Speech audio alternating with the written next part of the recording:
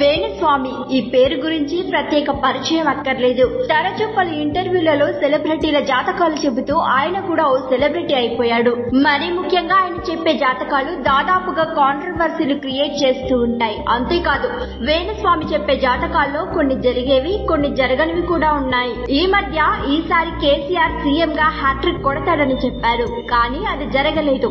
అలాగే గతంలో Prabhas career close అయిపోయింది, ఇకపై ఆయన సినిమాలు ఆడవు, నిర్మాతలకు భారీ నష్టాలు తెచ్చిపెడతాయని చెప్పాడు. కట్ చేసి చూస్తే సలార్ గతేడాది సౌత్ లో అత్యధిక కలెక్షన్లను రాబట్టిన సినిమాగా నిలిచింది. ఇక ఈ ఏడాది కల్కి క్రియేట్ చేసిన రికార్డులకు బాక్సాఫీస్ సైతం తలొంచింది.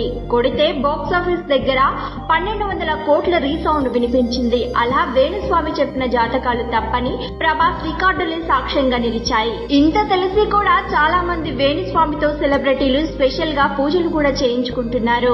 నేషనల్ క్రష్ రష్మిక నుంచి నిధి అగర్వాల్ వరకు చాలా మంది ఆయనతో పూజలు చేయించుకున్నవారే.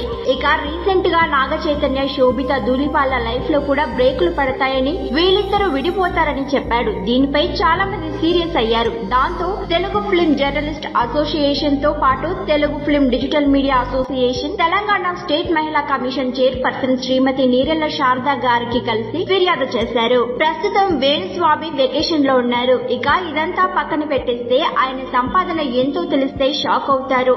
ఒక ఇంటర్వ్యూలో ఆయన్ని స్వయంగా తన ఆస్తి గురించి చెప్పుకొచ్చారు. వేణుస్వామికి ఒక వైన్ షాప్, ఒక పబ్, రేంజ్ రోవర్ కారు, ఇంకా ఇతర వ్యాపారాలు చాలానే ఉన్నాయని చెప్పాడు. ఇలా తన బిజినెస్ ల నుంచి వచ్చే ఆదాయం నెలకు లక్షల్లోనే ఉంటుందనే సమాచారం. మొత్తంగా ఇప్పటి వరకు ఆయన సంపాదించిన ఆస్తులు 10 కోట్లకు పైగానే ఉంటాయని ఇన్సైడ్ టాక్. మరిన్ని ట్రెండింగ్ వీడియోల కోసం న్యూస్ 18 తెలుగు యూట్యూబ్ ఛానల్ ను సబ్స్క్రైబ్ చేసుకోండి.